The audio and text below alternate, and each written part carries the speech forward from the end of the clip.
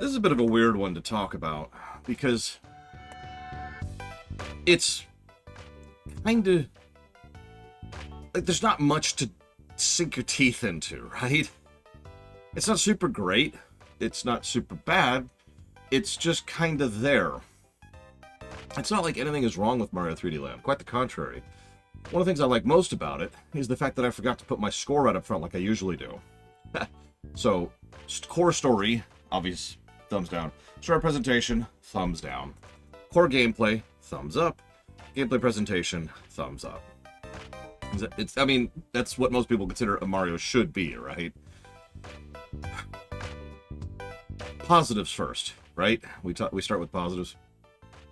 The game approaches its design in a way that's gonna sound like, well, that just sounds like every other Mario game, but I swear it feels differently when you're actually sitting down and playing it. Its levels are bite-sized. Each level is like its own little isolated mini-game that you're just supposed to play kind of on its own over here, right?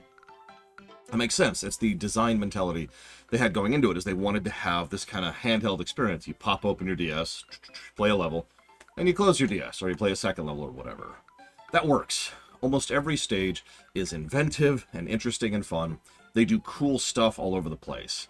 It's almost rapid fire, especially when you sit down and play it all in one group. And that's fine, and that's cool. I will say it doesn't approach the level of creativity of, say, Galaxy 1, or especially Galaxy 2, or 3D World. But it still does do a lot right. I enjoy the power-ups. I enjoy the ability to warp around just at will. I enjoy a lot of the aesthetics of it. They do something really neat with the camera. They actually had to invent, not the first time I said this about a Mario game, a whole new camera mechanic in order to have the camera try to keep in place what exactly you need to be doing at a given point in time, because one of the biggest pieces of feedback they got about in previous games, including 64 on the DS, was that the screen is so small. Remember, you're playing on something like this, that the players had trouble actually telling what they were doing. So like, okay, we got to fix this. So areas were widened, more color contrast was used, Mario himself was changed inside, and they developed that new camera to help solve those problems. It's all good. Negatives. I don't recommend 100%ing this one, because it kind of sucks. This is a problem a couple of Marios have, where you have to get everything in one go. What I mean by that is if you go to 1-3, and you get, 2 of the coins, or whatever, and skip the third one, and don't get the top of the flagpole, you can't then restart the stage, go get the third coin, and succeed. You have to get everything in one go. Otherwise, it doesn't really count for progression. Same thing with the flagpole thing. Now, there are a couple of asterisks on top of this, but it makes going back through and getting stuff just kind of a pain. It also is missing a feature that's been around since 1991. When you re-enter a stage, you can't pause, then back out in order to, and this is important, and retain your progress. What I mean by that is in some previous games and later games, you can go into a stage, grab, say, 2 power-ups, and then leave the stage, or grab Yoshi and leave the stage and go do something else, right? Can't do that here. In order to retain those power-ups, you have to actually beat the stage with them on, because it resets you whenever you leave the stage.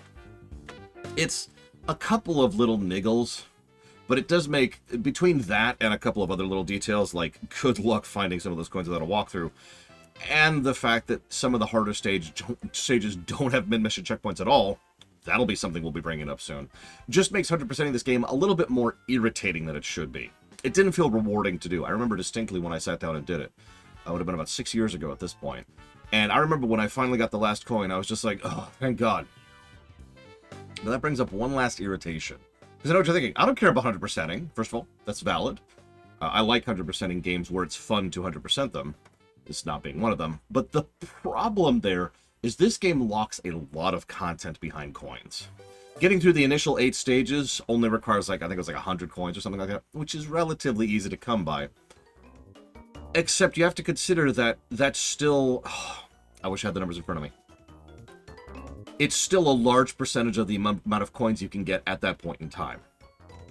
If you don't understand what I mean, let me put it to you this way. In Mario 64, you need 70 stars to progress, right? In Mario 64 DS, you need 60 stars, out of 120 or 150, respectively. So, a fairly small portion of 100%ing is required to progress. Also, you get stars just for doing stages, regardless of whether or not you do optional stuff. In this game, you need closer to 80% of the coins in the game. I don't remember the exact number. We looked it up. A fairly large portion of the coins in order to progress just through the basic stages. And the coins are optional secondary objectives, not main progress, like finishing the game. Now, 3D World would use the same system, but would smooth out the curve more. So it's much less frustrating to get those stars and to get those stamps in order to progress in that game. And we'll talk about that next.